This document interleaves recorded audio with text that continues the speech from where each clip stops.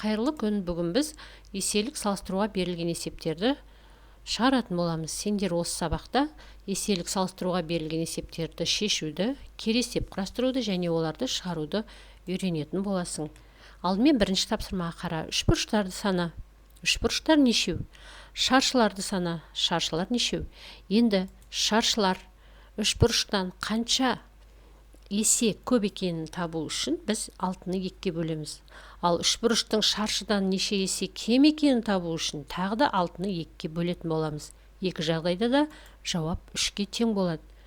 Шаршылар 3 есе артық, ал үшбұрыштар 3 есе кем болып тұр.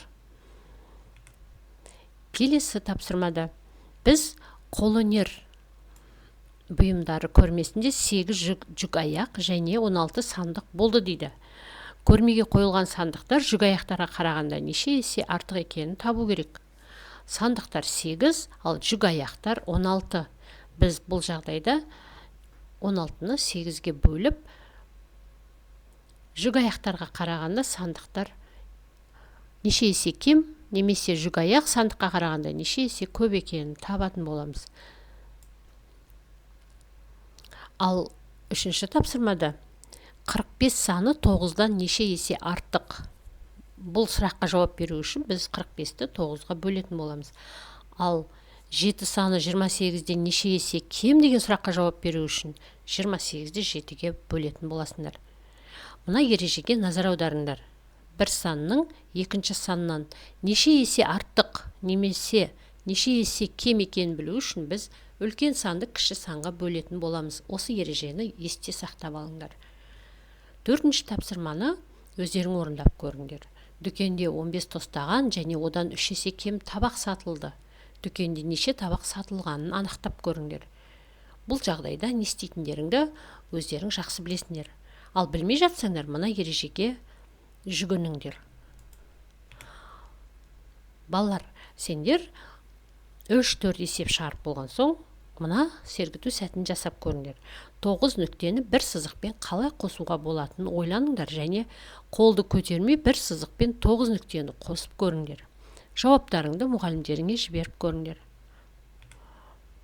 Келесі тапсырмада біз 5-ші тапсырмада кесінді сызатын боламыз. Алдымен берілген кесіндіні өлшейміз. Ұзындығы осы кесіндінің ұзындығынан 2 есе кем болатын кесінді сызып көріңдер. Мынау берілген кесінді неше сантиметр екенін өлшеп жазып қойыңдар. Сосын сол санды 2-ге бөлсеңдер, келесі кесінді пайда болады. Сол 2 кесіндіні дәптерге сызыңдар.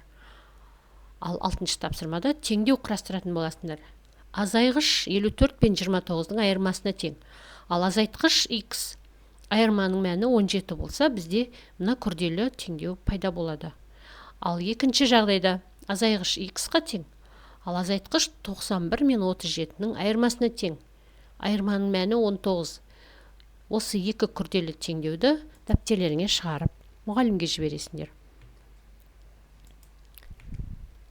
Сендер осы сабақта еселік салыстыруға берілген есептерді шештіңдер, кері есеп құрастырасыңдар және оларды шығардыңдар.